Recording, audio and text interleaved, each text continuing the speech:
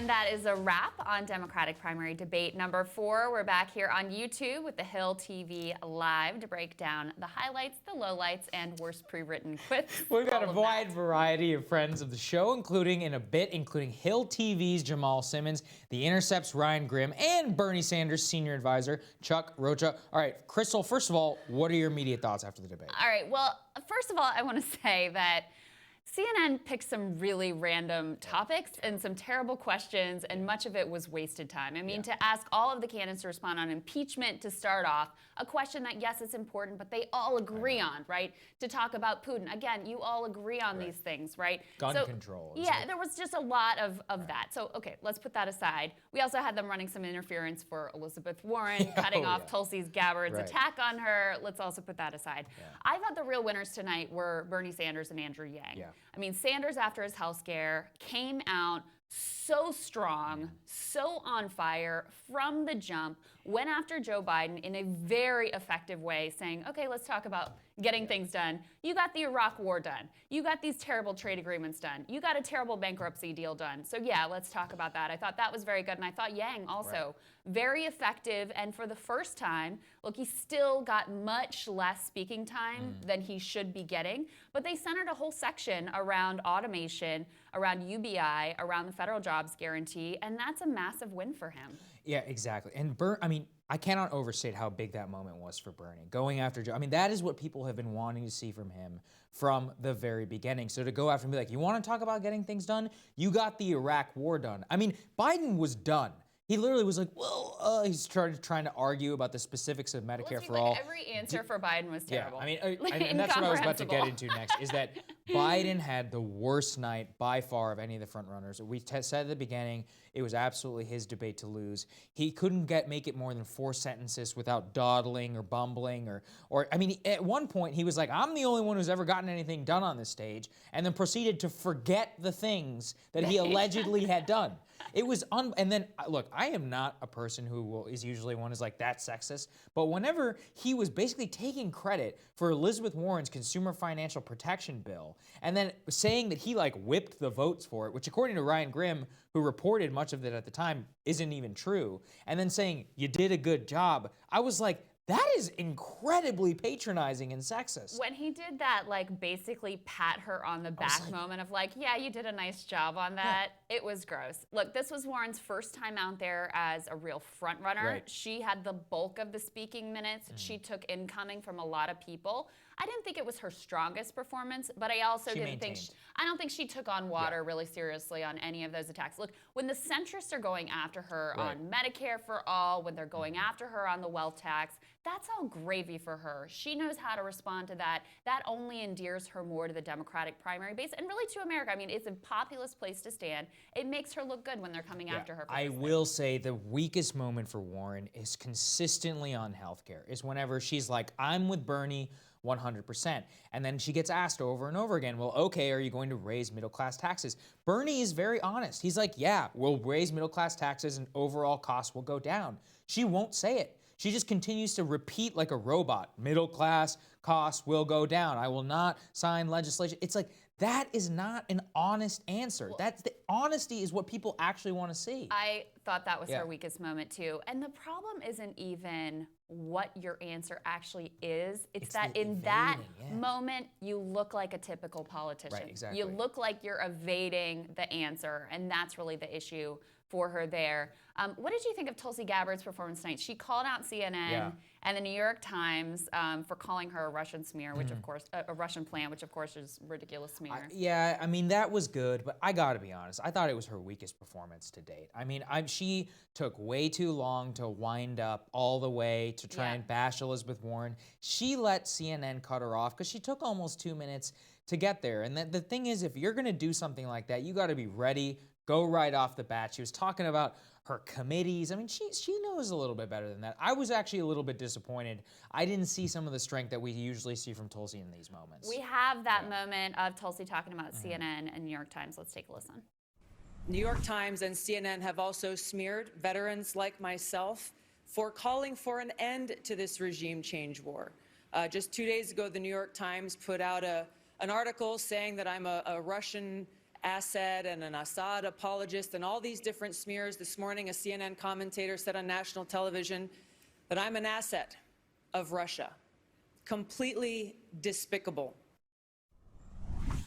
I agree with you, Sagar. I don't think that this was her strongest debate. You know, she had that moment with Kamala Harris in debate number 2 that Kamala has never recovered from because she had the receipts. It was so crisp. It was so clear. She got right to it. Tonight, she wasn't able to land the points that she really wanted to, but I was glad she called them out. Look, I saw a lot of people on Twitter basically saying, now you've just put it in everybody's mind that you're a Russian plant. But let's be clear. CNN had Bakari Sellers on today calling her a Russian plant, right? You have Kamala Harris calling her an Assad toady. Every interview she does on mainstream media, essentially, they ask her these same questions about Syria and Assad. So that notion has already well been planted by the media about Tulsi. I will say the biggest loser in all of this is actually us due to CNN's terrible programming decision.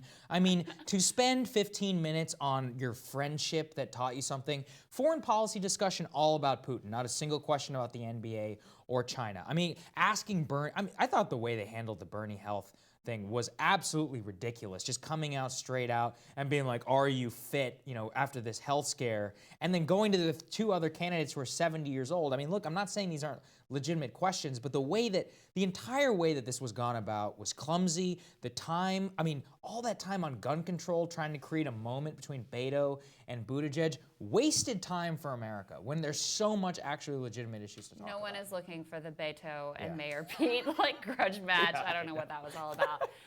Recently, I sat down with candidate Andrew Yang. Let's take a listen to a little bit of that.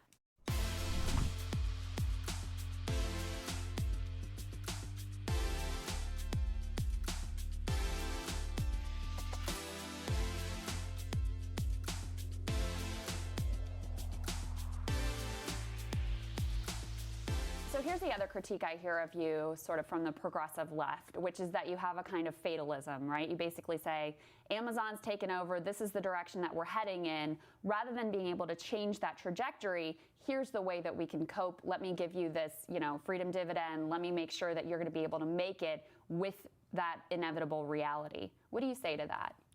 I mean, is that fair? Do you think that's unfair? It's an interesting critique. I mean, you know, I look up and see the realities of the 21st century economy. We're in this winner-take-all economy, and it's just becoming more extreme.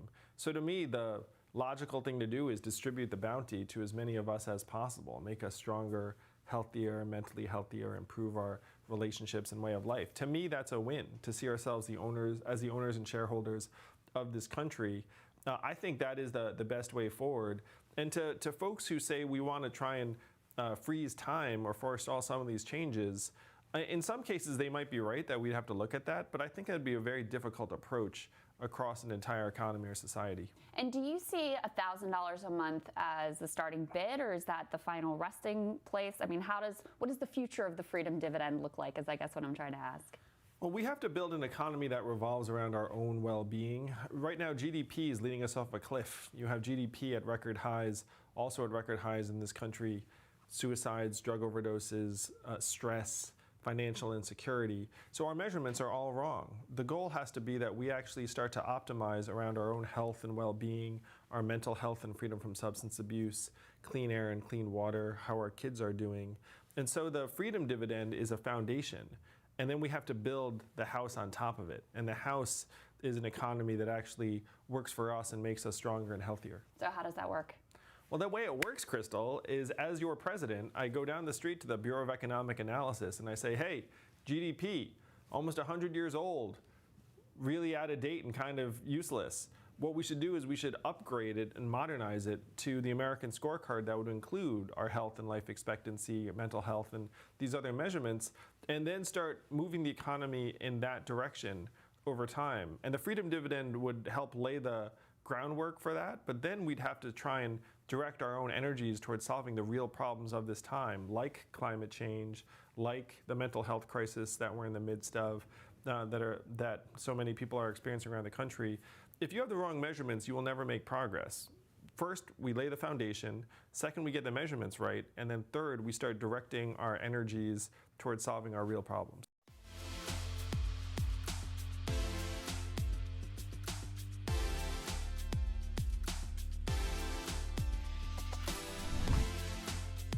right, we want to expand the conversation here a bit and bring in Bernie Sanders' senior advisor, Chuck Rocha. Great to see you, sir. Good to be here. All right, so we want to get into the performance, but first, some breaking news from the Washington Post that the special guest that the Senator Sanders was referring to tonight at the rally this weekend will be AOC, who will be doing an endorsement. Sir, can you confirm or deny these reports?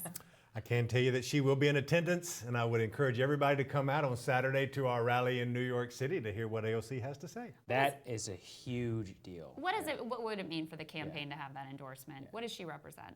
Look, I think that she has been a beacon for a lot of young progressives out there who've fought against the system. I have talked about the same old folks being in Congress, whether Democrats or Republicans, for too long, and we need a lot of folks with new ideas, but that's kind of shut out unless you're a millionaire or a billionaire, got a lot of money. So it's hard to, I tell people all the time as a consultant doing politics is that it's something to be said when you beat somebody who spent over $1 million and you spend just over 100,000. That never happened. So there's something there very, very special, and I would encourage everybody to come out and see what we have to say on Saturday. The thing is, Chuck, Crystal has talked about this many times on the show, and I totally agree. There are only two endorsements that really matter, President Obama and AOC. And Obama's not endorsing anybody. So you just scored the biggest endorsement, really, in Democratic politics. Now, building off of that, though, what are some of the big moments tonight from Senator Sanders that stood out to you? The one that we were all obviously are looking at was that moment with Joe Biden, about contrasting of those two records. It was a big moment.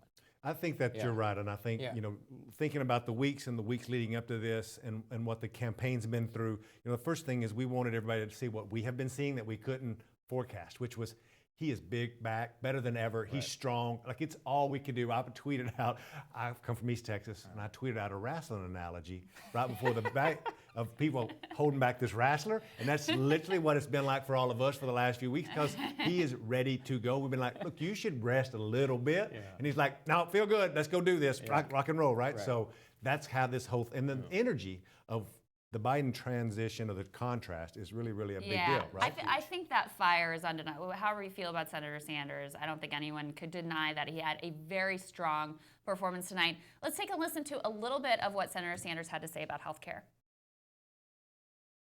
Somebody who wrote the damn bill, as I said. Let's be clear. Under the Medicare for All bill that I wrote, premiums are gone. Co-payments are gone. Deductibles are gone. All out-of-pocket expenses are gone. He also had this great moment, Chuck, where he said that the real question was whether the Democratic Party had the guts to take on these wealthy interests that are maintaining the status quo on healthcare. But what did you think? What really stood out to you about his performance? What you're saying there it's really important, not what I think, but the words that you were describing. Let's think if you're a grandmother in New Hampshire, you're sitting on your couch, you probably got some CBD salve out and you're rubbing it on your elbow like my grandmother would do. Or if you're that old boy in Iowa who knows deer season is going to start in about 4 weeks. I know that because November was an exciting time for us. No matter which one of those voters you are, what he was talking about resonates with them. That's what the media people don't get. That's what the pollsters don't get, is that he's talking right to this corruption in our government of average folks not having a voice, which cuts to the heart. Crystal, you know this because you've been in Appalachia, you've been in these campaigns. Like, that's what people want to hear. Donald Trump, to his credit, snookered them into believing he was going to fix that, but he didn't. And so they're looking for somebody, even who they may not agree with 100%, who is trustworthy. And that's what they get with Bernie, and that's what they saw tonight. Tonight, they just want to make sure he could stand there and that he was full of as much fire as he ever is, and he is. I thought it was pretty remarkable, Chuck. We were talking about this earlier, which is that he was willing to go out there and take the political hit. He knows Republicans will run end on this, saying, yeah, middle-class taxes will go up, but overall costs are going to go down. Now, what we're obviously seeing here is a major contrast with Elizabeth Warren. And I saw that if you're looking at the subtle differences, that message on corruption, when he's saying you got to be willing to take on the establishment, that's a clear difference in their corruption and those plans. Is that something that you think that the senator is just going to continue highlighting? Is that, I wouldn't call it a purity test, but in many ways, that is kind of what it is. Is that a future of the messaging for the campaign? I think that the way he talks about it is very personal for him because he wrote the damn bill. Yes. So he knows what's in it, and he's never going to run or smirk or kind of ease away from any of the terminology. And we find, actually in all of our polling, when we're talking to voters and people at rallies all across the country, almost doing real-time focus groups, is that's what people draw to him. And I made the point about Appalachians. People may not always agree with every single stance, but because he's forthright, it goes a long way with voters. And regular consultants out there running these campaigns, focus group and test, oh, we have to stay away from this word, or you can't say the phrase. No, Bernie's going to say, this is what's going to happen. And this is going to be good for all of us, right? Like, hey, your taxes may go up a little bit, but guess what? You have to pay a copay no more. And your overall cost is going to go way down. Yeah, I mean, that's what I believe as well. I think there's so much time spent on like, let's parse the words, and people can smell the BS a mile away. You're so much better having a strong position and being willing to advocate for it. And I do think the senator was effective in that tonight. We were talking before you came on about the many things the moderators missed. You pointed out not a mention of immigration that any of us caught, at least. Terrible. You know, there were a couple minutes we missed from the debate, but didn't hear anything on immigration. Another area, though, that I think is so significant is this question around money in politics. And Elizabeth Warren has embraced grassroots fundraising for the primary. She's now said she embraces it for the general, but she's left this gaping hole in terms of still being willing to do the high dollar fundraising events for the DNC. I think that's another important contrast between herself and Senator Sanders, who has said not only is he definitely not doing that, but he's going to ban corporate contributions to the DNC, to the inaugural committees, et cetera. I mean, talk about the significance of that, or whether you do think it is important. I think it's important. And I think tonight, Tim Tagaris on our campaign put out a tweet that really kind of struck me tonight right before the debate. And he said, we have 300,000 more individual contributors than Donald Trump. And so when people talk about who can beat Donald Trump, and when they stand on the stage and they talked about electability and what the corporate media or other people think electability is, it's people believing in your campaign. If I believe in you, or I believe in Sagar, if I give you $10 for your campaign, I really believe in your campaign, right? If you take, this is one great example, if you take the 10 largest counties in America by Latino populations, we have 4-to-1 the donations to the next nearest competitor. That tells me, I don't need you to tell me about the Latino vote or tell me why the Latinos love Bernie Sanders. They're just saying it with $5 contributions. If you believe and I can get you to aspire to what I really want to do to help you, if you give me $10, that is the test beyond all tests or any polls. That's a big deal. Congratulations. Thank you. Thanks so much. Excited to watch that rally on Saturday. It'll be great. All right, we've had a presence in every Democratic debate this cycle. Host of The Remedy and Why You Should Care, Jamal Simmons. He was at debate 2 in his hometown of Detroit. It was a very busy time. Let's take a look.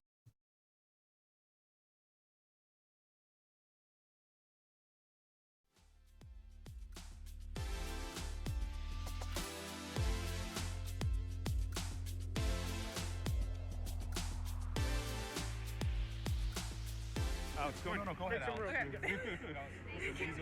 Thank you, Senator. Hey, how are you? Good to see you. Good to see you. All right, you know I'm giving you a nickname. You're E-Dub to our people who are listening. Okay. Right. So we talk about breaking up the platforms. What about a privacy regulator? Have you thought about establishing a privacy regulator? If you're not secure in the data, I think there ought to be automatic penalties. People shouldn't have to prove, well, you stole my data, and here's the consequence of that, and here's how much we get from it. So that But who does that? Who puts that penalty in place? I think that's what we should do, because the idea behind it should be that there have to be incentives to keep the data security as high as reasonably possible. Equifax proved they could have not state-of-the-art data protection. Millions and millions of Americans get hurt, and Equifax ends up making higher profits. Would you have a data regulator? Before I talk about the data and privacy regulator. I'll tell you what I'm going to do based on what I've done. When I was Attorney General of California, I created a privacy protection group. My priorities are always going to be about, one, making sure that big data is not stealing your personal information, meaning taking it without your permission. It's going to be about making sure that these big tech companies are not profiting off of hate. Because, by the way, every time you click, right, and hate, it's like fake, right? Then they make money. And so we have to change the business model so they're not profiting off of hate. And then the final point that is equally important is that we make sure that these big tech companies are not being complicit with foreign actors such as Russia, who are trying to interfere with our democracy. Mr. Warren talking about breaking up big tech. Are you in favor of that idea? I think there are absolutely excesses in technology and that we should have them divest certain parts of their business in some circumstances. The big picture, we need to be attentive to the actual problems we're trying to solve. So the example I use is that right now our teenage kids, particularly teenage girls, are getting depressed with the social media and smartphones. Does changing the ownership structure of those companies make our kids less depressed? Maybe, maybe not. So we need to focus on the actual problems. What about a data regulator? Automation, right? What about a data regulator? Yes, we should have a data regulator and a Department of the Attention Economy to work on social media.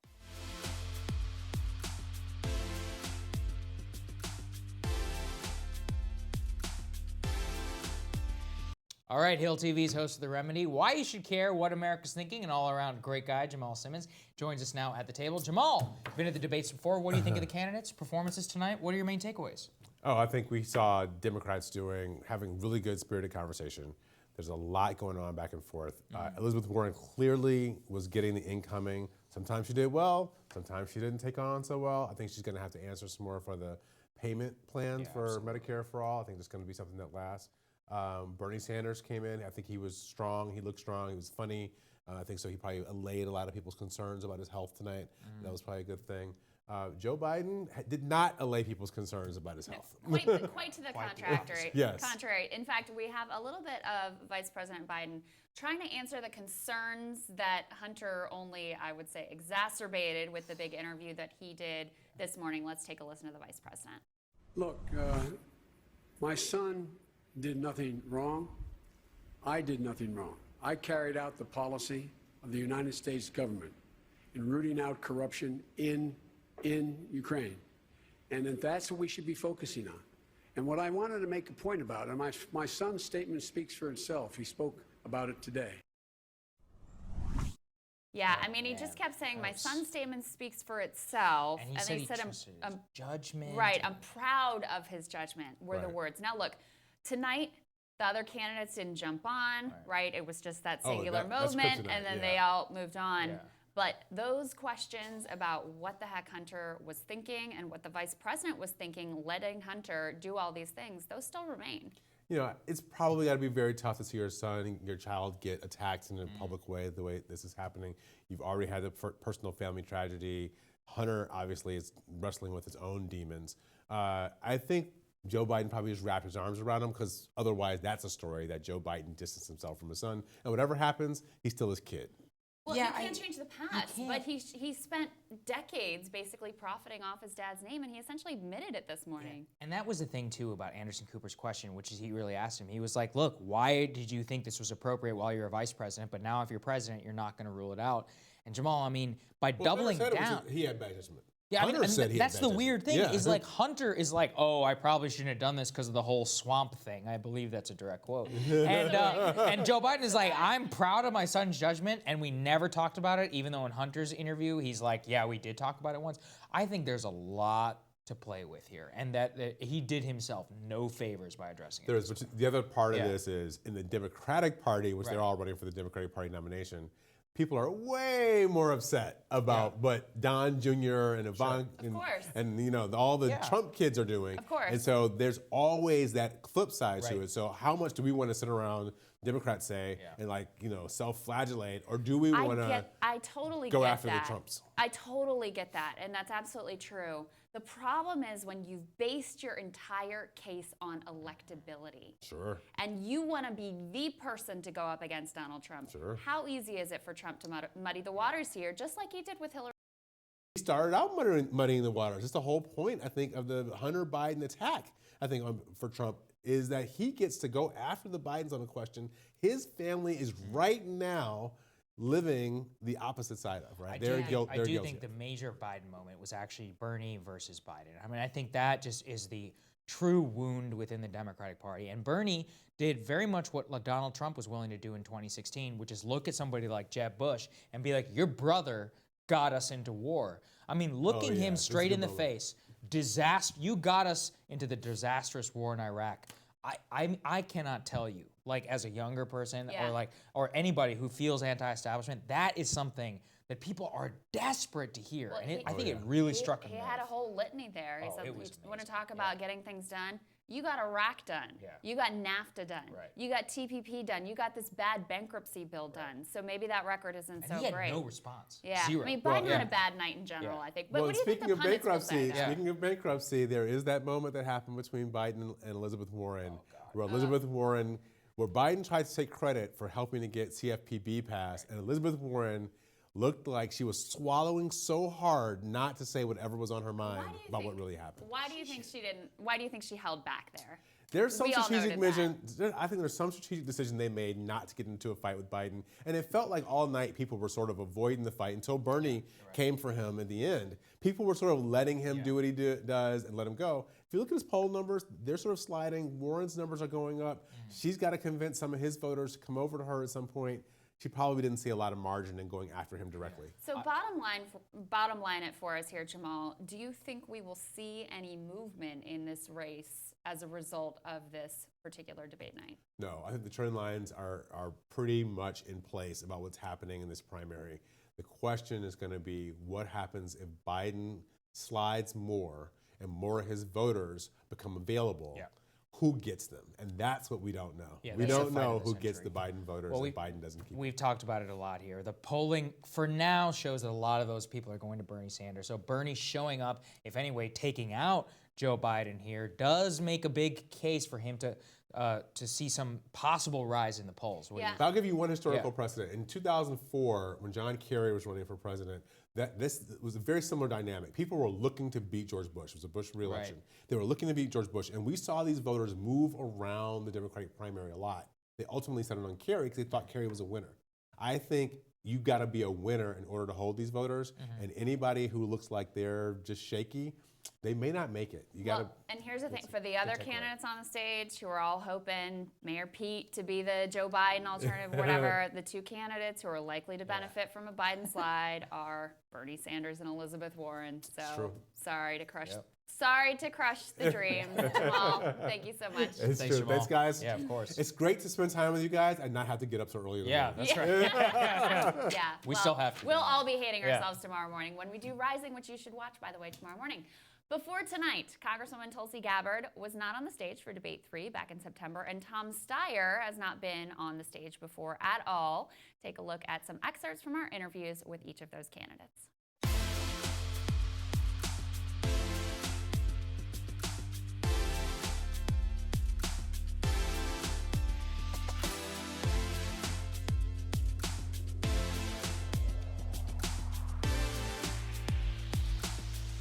You've been critical of Senator Harris in the past and even went so far as to question whether she was prepared to be commander-in-chief. We now see Senator Warren really rising in the polls. She's first in a lot of national polls and several state polls as well, early state polls. Do you believe that she's prepared to be commander-in-chief? I haven't seen much come from her in the way of what kind of leadership and decision-making that she would bring to that most important responsibility that the president has as commander-in-chief, and just as a soldier and an American, that's very concerning for me. So, you know, for voters, I think that's an important thing to look out for from everyone who's running for president, is what kind of experience do you have in this area? What kind of depth and understanding do you bring to these very nuanced and complex issues with how the United States is relating with other countries, what kind of leadership we're providing in the world, and having the kind of foresight and judgment that we've seen leaders from across both party lines have lacked for far too long, that have brought us to this position where, you know, for all three of us, we've seen our country at war for the vast majority of the years that we've been alive. One thing we debated this morning was, when we heard the news that you were going to be up on the stage, is who are you going to kneecap next? Last time it was Kamala Harris. I saw that too. We had a big debate. We were like, who is she going to take out? You effectively ended Kamala Harris's candidacy. She's down at 3% in the latest, I think, Emerson poll. Who's the next target for you? I'm actually running for president. Yeah, I'm sure. Yeah. I just want to remind everybody that. Yeah, that's right. No, that's. I mean, look, it's a great platform to be on the debate, to be able to speak to millions of people across the country, and so that is what I'm looking forward to doing is to be able to make my case to them, offer why I'm offering to serve them, the experience that I would bring to this role as Commander-in-Chief, and why it is such a central issue to everything else that we're facing. Well, one of the things that has been tremendously disappointing to me, and I think is part of why I was so sorry that you weren't on the last debate stage, is because there has been so little focus on foreign policy. Exactly. And this is the arena where the Commander-in-Chief does have the most power, right? This is one of the most important exercises of power in that office. What has been your sense of that conversation, and what would you like the debate moderators to focus on this time on this next debate stage? Look, I think it would be very valuable for voters to have a foreign policy focused debate, period. Yeah. Given that this is the most important responsibility the president has, given we're seeing right now with President Trump occupying the Oval Office, pushing us to the brink of an all-out inferno of a war with Iran that would go across the region, be far more costly than anything we saw in Iraq, tearing up the nuclear deal with Iran. Every day that goes on that we are not in that deal, Iran is moving forward and developing a nuclear weapon. I mean, the tearing up of the INF Treaty. You see all of these different examples of how consequential these decisions are. I think that voters deserve more than just having one or two foreign policy related questions in a 2-hour-long debate with 30 to 60-second answers coming from candidates. It does not do the issue justice. It does not do our servicemen and women justice who have to live with the consequences of who our Commander-in-Chief is, and it doesn't do justice for the American people. And we believe that what happened in 2018 was that, by contrast with the previous midterm elections in 2014, 57% of Americans voted versus 37%, an increase of 60%. And what happened was, if you count up all the congressional votes, Democrats won by 9%. So if you ask me what happened, it was a turnout election. Democrats decided in 14, they voted at historic lows. In 18, they voted at historic highs. The young people who we organized turned out more than twice the rate. So when you say to me, did people win because we convinced 1 or 2% in the middle that they didn't understand what they thought about Donald Trump, but that in fact we were preferable? Or did we in fact go to the 63% of Americans who didn't vote in 2014 and say to them, there's a real reason to vote? Okay, I got one more question before we leave. You spent your life working in business, banking, investments. Why do you care about all this stuff so much? Well, let me say this. I am someone who's a business person. I'm an investor.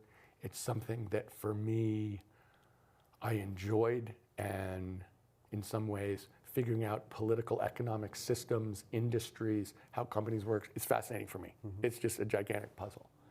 But I'm also someone who is absolutely aware of what I owe to this society, to what it's provided for me, what my family's provided, what America's provided, and how much people have sacrificed to make that possible for me, and my obligation as a decent person and as an extremely proud American to give back to the system. I grew up with parents who were justice people.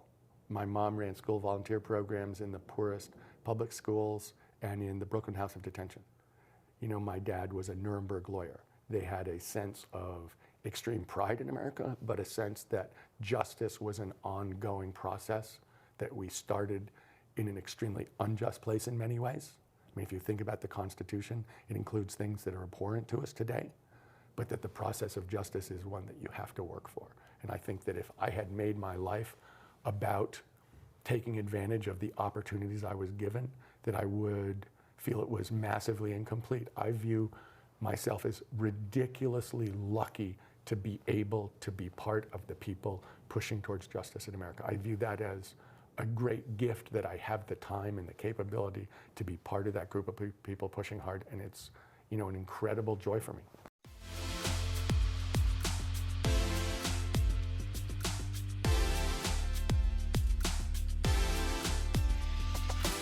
All right, folks, it is time to bring in the panel with the best insights around. You know, you love them. Team Rising. Tonight's special debate edition includes The Intercept's Washington Bureau Chief Ryan Grimm, Senior policy analyst at the Independent Women's Forum, Inez Stepman, and Democratic strategist Don Calloway and Andrew Feldman. Welcome, guys. Thanks for staying up late with us. All-star panel. All right, so let's start with just top line takeaways, winners and losers. I'll start with you over there. Inez, what'd you think? I actually think the winners of this debate are the sort of second-tier candidate. No, just kidding. Just kidding. That's the losers. Don't steal my line. Maybe if we talked about China. Yeah.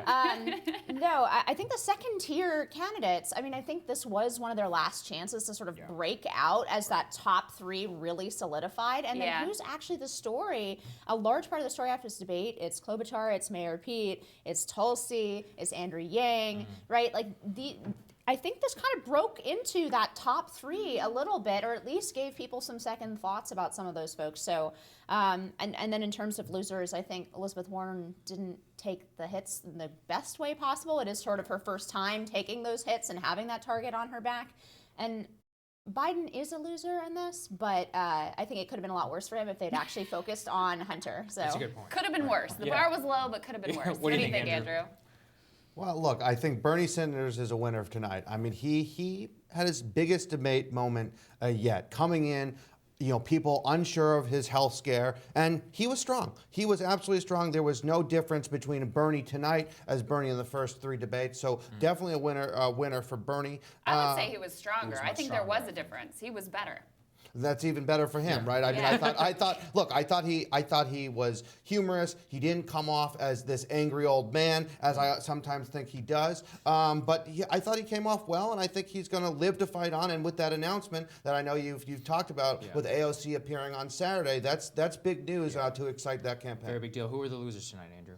Look, I think that Tulsi Gabbard, I know the viewers here love her, but I just don't get it. I just think, what is she? Maybe she should volunteer to be the moderator of the next debate. Because, I will say, I thought that was rude and not well done for Tulsi, and I just honestly don't see her as a credible candidate. What do you think, Ryan? Winners and losers from tonight? Well, I think that pundits after the last two debates, when Warren refused to answer the question on raising taxes, or she refused to just say and give that clip, I will raise taxes, said, oh, this is going to be bad for her. Turned out not to be in the last two. So we'll see if it is this time. I think only people really closely following the debate are going to kind of hit her for that. I do think if it bleeds into this question of her trustworthiness or anything along those lines, it could be problematic for her. The big loser, though, Biden. Yeah. I mean, I think this is the night that he stops being a top-tier candidate. Now, his supporters follow the news less than anybody else's supporters. Like that's what surveys show. And so that means that most of them probably weren't even watching this debate, which means that he's going to lose support at a very slow pace, which is actually a problem for Pete, because Joe Biden's corpse is kind of taking up the space that Mayor Pete needs to get into that top tier. And if he doesn't move fast enough, Pete doesn't have the time to get in there. The reality is that even if Biden were to fall precipitously, Pete's not getting those voters. They're going to Warren and they're going to Sanders. But the establishment wants somebody in there, and I know that a lot of the viewers think that the establishment is comfortable with Elizabeth Warren. If Biden does collapse, we're going to get to test that proposition and see whether or not they were just fibbing and they actually hate Bernie Sanders. Yeah. And we're pretending to appreciate Elizabeth Warren.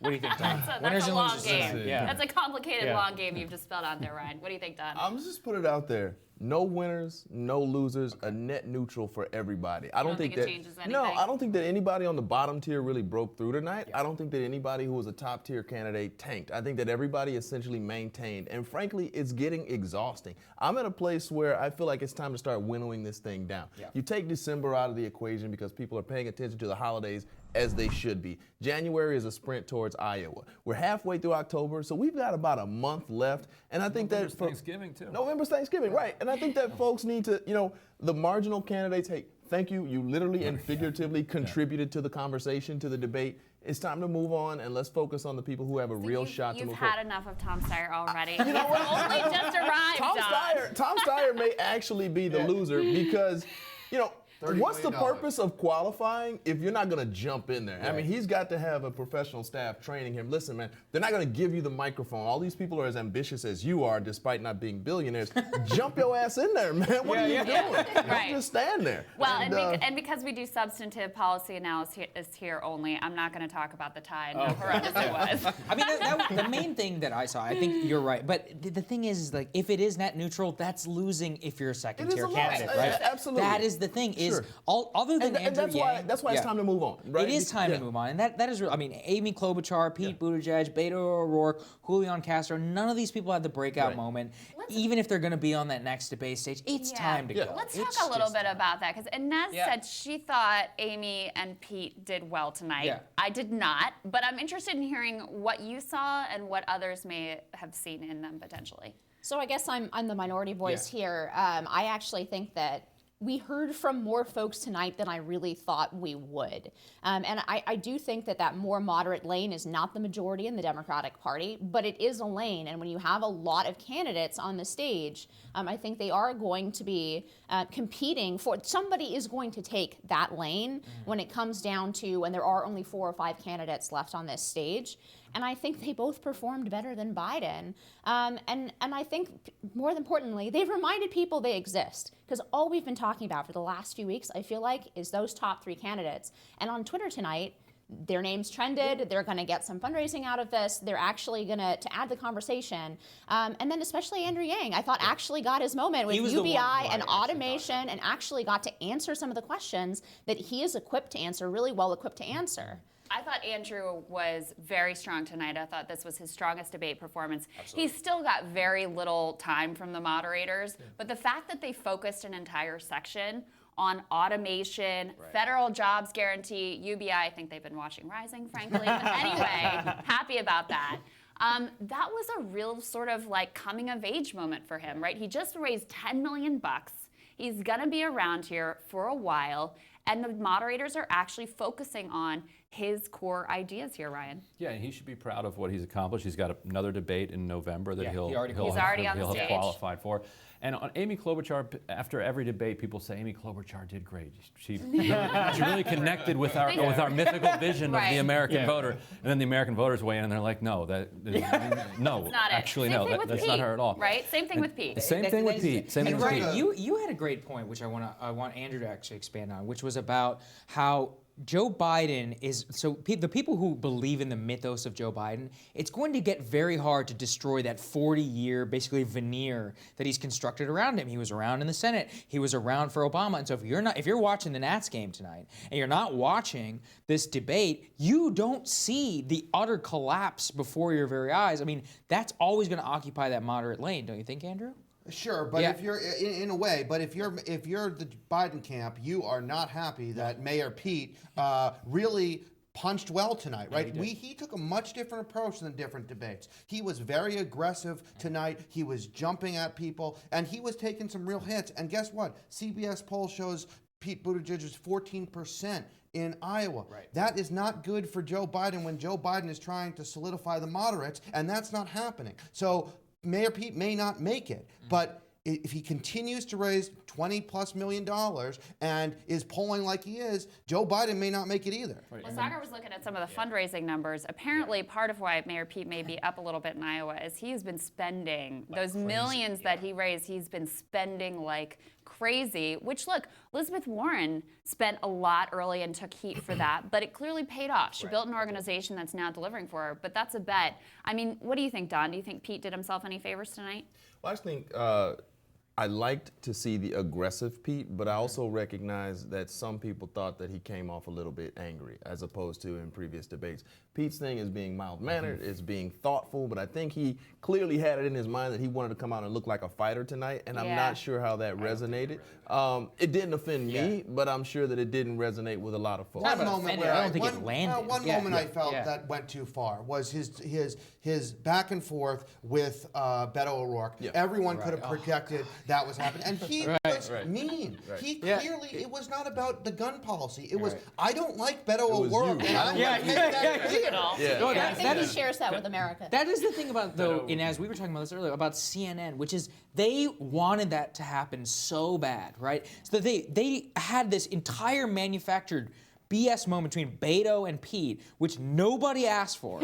And instead, we didn't answer questions about the NBA and China during our foreign policy section, or immigration, about climate change. I mean, it's like, this is the CNN's programming decision on here. It literally baffles me, and I think we really all lost out because of it. Además, can I just say that if Beto doesn't have that fight with Pete, do you remember anything he did tonight? No. Which is why it's time for him to probably, you know, to go. What do you think of that? CNN. Bash CNN for me.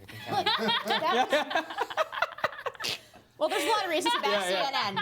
No, but I actually think this is part of this debate setup when you have a lot of different candidates on the field and you have a primetime debate. You know, those clips that go viral, there are people bashing each other and not of substantive debate. And especially if you have a bunch of candidates, you only have 20 seconds to get out there and just hit your fellow to your right, to your left, wherever you're going. And it doesn't encourage substantive debate. See, I actually wanted more fighting. I mean, I'm sorry to be but at least on the right substance, right? I mean, they start off with this question about impeachment. Well, they all agree about impeachment, right? Then they move on to food. They all agree on. Even she agrees with an impeachment inquiry. I mean, that was frustrating to me. But there was a moment, Ryan, that I wanted you to talk about specifically. Sagar and I brought it up a little bit earlier, between Joe Biden and Elizabeth Warren. Elizabeth Warren, who set up the CFPB, this was her brainchild based on her years of research. She pushed for it. She fought for it. She fought to head it up. She accomplished that goal, right? And Biden has this very sort of like condescending moment towards her. He's claiming he helped her. He's given her a pat on the back. Good job, Elizabeth, on that. I mean, what did you make of that? And you reported on this, is why I wanted to ask you about it. What is the reality of his involvement and support with her there? It was one of the most outrageous moments in a Democratic debate in a generation, probably. His quote to her was something like, "You did a good job with your job." It was so patronizing. It was terrible. See him patting her on the head. She conceived of the idea. She pushed Barney Frank to include it in the House bill. She pressed the White House to get behind it. And then every time the Senate tried to weaken it, she went public and threatened all of them. And she even said towards the very end, she said, "I would rather have a strong CFPB or no CFPB at all and a lot of blood and teeth on the Senate floor." Joe Biden was not involved in this. You might be able to Google and find a speech or two he gave about Wall Street reform, but yes, I covered this on a daily basis. I was very lucky. This was kind of my beat, just covering the CFPB for almost a year, or the creation of the CFPB. He was not part of it. His economic advisor, Jared Bernstein, was a strong supporter of it. That's different than Biden. Biden himself didn't do anything. He and Warren didn't like each other already, so it's understandable that he wouldn't do anything because they clashed for a decade over the bankruptcy bill, where he was on the side of the banks and the credit card companies, and now all of a sudden he's going to try to claim. There's very famous footage of that people should look at, by the way. He's going to shout at her and take credit for her signature achievement. That point was that's what I want. That's what I want to comment on. It's not. Let's put the policy aside. Even I'm willing put the to policy aside. Because I don't think people are focused that intently on the policy. Him pointing his fingers at her was like, Joe, what are you doing? Like, it's just not necessary. It was, he was, before that moment, I thought he was flying under the radar in that debate. Now, that helps Elizabeth Warren keep her armor on and move forward. Andrew, it's sexist. I don't think it's sexist, but I do think that it underscores his sort of old man persona, and I think that it was condescending. There's a lot of anger, though. There is anger that when you get Biden, either whether it's Hunter Biden or Joe Biden or whatever Biden there is, to get angry, it turns mean. And I don't think that always works, right? You saw a little bit about it in the Hunter Biden interview this morning, and you saw it on the debate stage tonight and in previous debates. But I want to ask you, Andrew, you said that Bernie Sanders had the strongest night. Of course, the news that we learned and we had confirmed on the show is that AOC will be endorsing him at that rally this weekend. Big deal for him. Don, do you think that's significant? Do you think that it could shift things for the center? I think it's significant. I think it shores up what we already knew, which is that young people on the far left side are really solidly in the Bernie camp. And that's not a surprise, but I think it's confirmation, and that confirmation is not insignificant. She brings with her including her, 3 of the 4 members of the squad as well. We hear that Ms. Omar, as well as Ms. Tlaib of Detroit, are also going to do that. I really, to me, as a progressive, I wonder how they end up there. I just, with qualified people of color in the race, with qualified people who are not out of step with Bernie, I don't know how they end up there, but that's their prerogative. Sure. Does it give Bernie a huge bump? No, but it does confirm, and I think it solidifies him post-heart attack, let's be honest about that. It solidifies him as a continued viable contender. What do you think, Ryan? No, I think it's big for him, and I think this was a huge night for him because he had been written off a week ago. Yeah. They were saying. Drop out. And if he came in and gave a middling performance at his first public appearance back from a heart attack, he's finished. Instead, he came out, like you said, livelier, kind of almost a happy warrior. Yeah, it was funny. It was relaxed. Like those arteries had been cleared, and then you follow that up with AOC's endorsement, and then Rashida Tlaib's and Ilhan Omar's, and then the announcement of this rally on Saturday. So this rally is going to be packed because people love AOC. If Bernie can draw 20, 30,000 to Queens, together they can do 50, 60,000. And so that builds momentum, and now all of a sudden he's in the game, Biden's less in the game, and for a while you might even have a 2-person race. Every network in the country has to show that big crowd. Yeah. And speech, I think it's interesting in the sense that Bernie here, I think it's kind of, I don't think it's a big net gain for him, right? I think it's important. He is the OG Democratic Socialist, and she is the protege. If she endorsed Warren, correct, you would have thought it was important. No. I think it's a very smart move for her, right? She endorses, the person that she's looked up to in terms of democratic socialism, and now when Bernie doesn't make it, she can jump and not get slammed for not being with Bernie originally. I think it's a smart political move. Not a bad job. All right, so final thoughts here. Let's do everybody's predictions on whether or not this debate moves the needle and how. And Az, we'll start with you.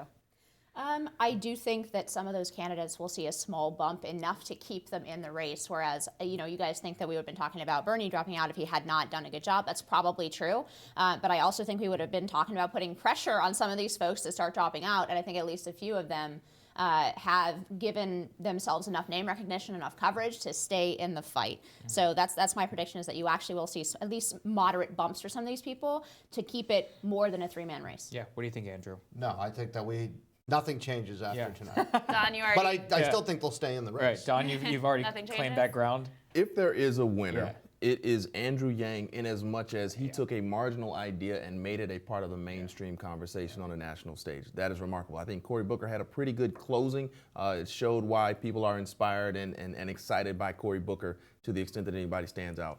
I just think the major takeaway is it's time to start narrowing this thing down, and let's start on the sprint to Iowa. What do you think, Ryan? My guess is coming out of this, you'll see Bernie rise, you'll see Warren rise, which shows that they're not necessarily competing at the moment for those same voters, and you'll see Biden slowly fall, and you'll see Mayor Pete continue to rise. Well, and part of that Warren, if she does rise, would be the continued fall, I think, honestly, of Kamala Harris, who we haven't even talked about here, but had this whole weird exchange with Elizabeth Warren on Trump's Twitter account, which just was very sort of wrong-headed and a bizarre thing to go super hard on. Idea of framing, framing big tech and antitrust around banning Trump from Twitter is one of the dumbest things. I'm not going to let us beat up on my Howard sister here. I'm sorry. She was the first one, very importantly, to bring up women's reproductive rights long before we got to that second hour of the debate. Kudos, but good Lord. I mean, it doesn't seem like you can break up a whole industry if you're groveling to one company to delete somebody's account. It was. Thank you, Ryan. Fair. It was not a strong point. I would say for my own sort of takeaway here, I agree with Ryan. I think Bernie will see, he's mostly been stable, fallen off a little bit in the past couple of polls. I think you'll see a renewed energy there. I think Biden will continue to steadily fall, and Warren will consolidate the sort of white affluent liberals who continue to flee Mayor Pete and Kamala Harris. I think that's right. And Don, I couldn't agree with you more.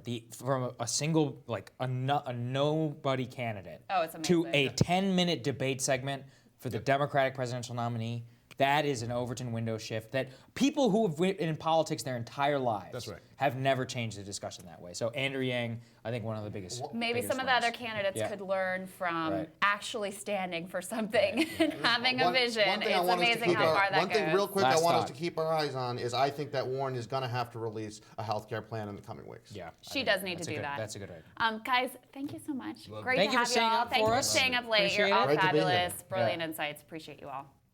All right, the debate coverage fun does not end here. Tomorrow, the Hills reporter, Julia Manchester, she's going to share her conversations with the candidates in the spin room and the debate night observations. And the Progressive Change Campaign Committee co-founder, Adam Green, he's going to discuss how progressive ideas were debated on that big stage. And the Trump campaign is also going to weigh in here about who they see as their most likely 2020 rival. We hope you enjoyed our live debate coverage. We definitely had a lot of fun doing it. Thank you all for watching. A lot of you joined in. We really appreciate that. Have a great night and catch us back here for Rising tomorrow morning. Bright and early. We'll get some coffee. Don't worry. We'll be ready to go. Have a good night, everybody.